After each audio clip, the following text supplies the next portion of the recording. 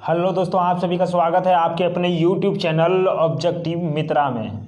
दोस्तों, आज हम लेकर के आ चुके हैं पॉलिटी के ये सेशन छठा होने वाला है और इस क्यूज के माध्यम से हम जानने वाले हैं 10 प्रश्न जो कई बार एग्जामों में पूछा जा चुका है और आने वाले एग्जाम में भी पूछे जाने की संभावना है। तो चलते हैं दोस्तों, आपको यहाँ पे मिलने वाले 10 प्रश्न और प्रत्येक का 4 ऑप्शन भी मिलने वाला है और आप इसका किसी एक ऑप्शन को सेलेक्ट करेंगे और अंत में बता देना है कि आप इन 10 प्रश्नों में से कितना सही कर पाते हैं। तो दोस्तों, आपके बीच यहाँ पे पहला प्रश्न है कि विश्व का सबसे बड़ा लिखित एवं सर्वाधिक व्यापक संविधान किस देश का है। तो ये तो आप जानते हैं दोस्तों, इसका जो सही उत्तर होगा ये हमारा भारत ही होगा।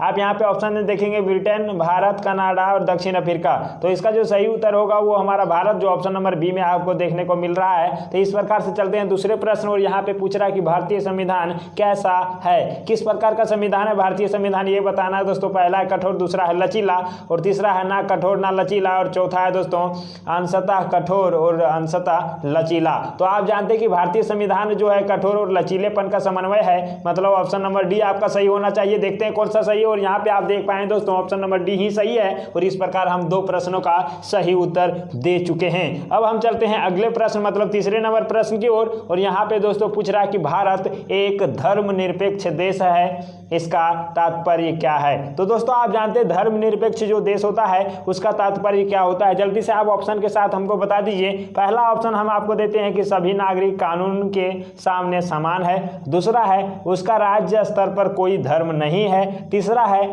सभी वयस्कों को चुनाव में मत देने का अधिकार है। चौथा है सभी नागरिकों को भाषण देने की स्वतंत्रता है। तो आप यहाँ पे जानते हैं दोस्तों धर्मनिरपेक्ष का अर्थ होता है कि उसके राज्य स्तर पर कोई धर्म नहीं है। तो ऑप्शन नंबर बी में आप देख पा रहे हैं और यहाँ से इस प्रकार से ये सही हो जाता है। चौथे प्रश्न की ओर हम चलते हैं। यहाँ पे पूछ रहा है दोस्तों कि निम्नलिखित कथनों में से कौन सा सही है। सही कथन के बारे में पूछ रहा है दोस्तों। पहला है भारतीय संविधान अध्यक्षात्मक है। दूसरा है इसका राज्य स्तर पर कोई धर्म नहीं है। तीसरा है भारत एक कुलीन तंत्र है और चौथा है भारत एक संसदनात्मक प्रजातंत्र है। और यहाँ से आप इसका जो सही उत्तर करेंगे वो 4 नंबर का दोस्तों आपका क्या सही हो जाने वाला है, ऑप्शन नंबर डी। यहाँ पे आप देख पाएंगे और इस प्रकार से हमारा डी सही हो चुका है। तो चलते हैं अगला मतलब 5वें नंबर प्रश्न यहाँ आपके बीच है।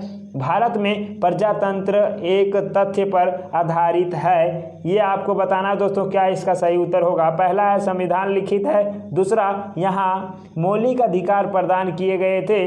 तीसरा है यहाँ पे जनता से सरकारों को चुनने का तथा बदलने का अधिकार है और चौथा यहाँ पे है यहाँ राज्य के नीति निर्देशक तत्व हैं। तो इस प्रकार से आप इसका जो सही उत्तर लगाएंगे वो क्या होगा आप बता दीजिए। ऑप्शन नंबर सी यहाँ पे सही हो जाने वाला है, जो है जनता से सरकार को चुनने तथा उसे बदलने का अधिकार भी है। इस प्रकार से चलते हैं अगला मतलब 6ठे नंबर प्रश्न आपके बीच यहाँ पे है दोस्तों कि भारतीय संविधान में है क्या है, ये आपको बता देना है। यहाँ पे दोस्तों पूछ रहा है कि कितने आर्टिकल है, मतलब कितने अनुच्छेद हैं इसके बारे में। दोस्तों यहाँ पे जानते हैं कि 395 अनुच्छेद हमारे आर्टिकल में है, हमारे जो संविधान है उसमें है। तो ऑप्शन के साथ आपको यहाँ पे बता देना है। ये आप देखिए पहला ऑप्शन है 300 से अधिक आर्टिकल, दूसरा है 350 से अधिक आर्टिकल, तीसरा है 400 से अधिक आर्टिकल और चौथा है 500 से अधिक आर्टिकल। तो हम जानते हैं दोस्तों हमारा जो भारतीय संविधान है उसमें 395 अनुच्छेद ही है। तो ये कौन से ऑप्शन में आ जाने वाला है, तो आप कहेंगे कि 350 से अधिक होगा। तो ऑप्शन नंबर बी यहाँ पे सही हो जाने वाला है। देखिए ये सही हो चुका है, 350 आर्टिकल से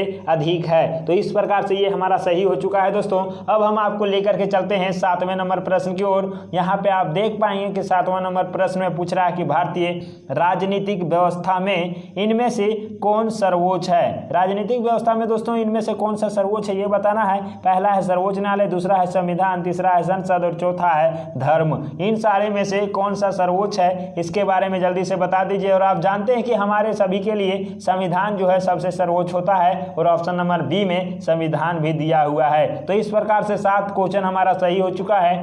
8वां प्रश्न आपके बीच है भारत संविधान के वृहद होने का कारण है। सबसे बड़ा दोस्तों भारत ये का संविधान है और ये इतना बड़ा कैसे हो गया है, इसका क्या कारण है ये आपको बताना है।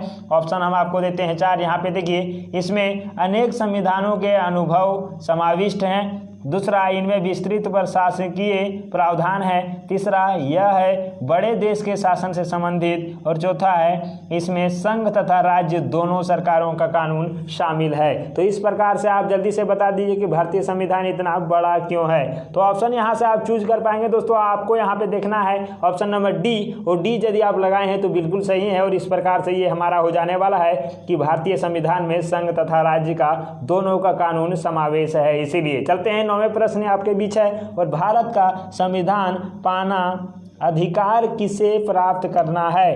तो यहाँ पे देखिए दोस्तों, आप यहाँ पे देख पाएंगे इसका जो ऑप्शन है वो भारतीय स्वतंत्रता अधिनियम 1947 से।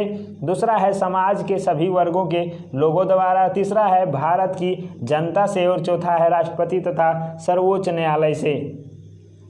तो आप इसका सही उत्तर बता पाएंगे, मतलब भारत की नागरिकता कौन ले सकता है, ये कैसे ले सकता है दोस्तों, किससे ले सकता है, ये पूछ रहा है। तो इसका जो आप सही उत्तर लगाएंगे ये हो जाने वाला है भारत की जनता से, मतलब ऑप्शन नंबर सी यहाँ पे सही हो जाएगा। और इस प्रकार से आप 9 क्वेश्चन का सही उत्तर लगा पाए हैं। 10वां प्रश्न आपके बीच है कि भारत में वेद प्रभुसत्ता निहित है। वेद प्रभुसत्ता निहित है दोस्तों किसके पास, ये चीज़ आपको बताना है। हम आपको फिलहाल ऑप्शन दे देते हैं। पहला है राष्ट्रपति में, दूसरा है न्यायपालिका में, तीसरा है मंत्रिमंडल में, और चौथा है संविधान में। किसमें दोस्तों वेद प्रभुसत्ता निहित है, ये जल्दी से बताइए। और यहाँ पे दोस्तों मैं बता दूं कि यदि आप ऑप्शन नंबर डी के साथ गए होंगे तो बिल्कुल सही है। और यहाँ पे देख पाएंगे दोस्तों कंप्यूटर मास्टर ने भी हमारा यहाँ पे ऑप्शन नंबर डी को लॉक कर दिया है। तो इस प्रकार से ये हमारा सही हो चुका है। अब हम आपको लेकर के जाने वाले हैं एक्यूरेसी की ओर। यहाँ से हमने 10 प्रश्नों का सही उत्तर दिया है। अब हमारा दोस्तों कंप्यूटर मास्टर बताने वाला है कि इसका एक्यूरेसी क्या है। तो चलिए हम आपको लेकर के चलते हैं एक्यूरेसी की ओर।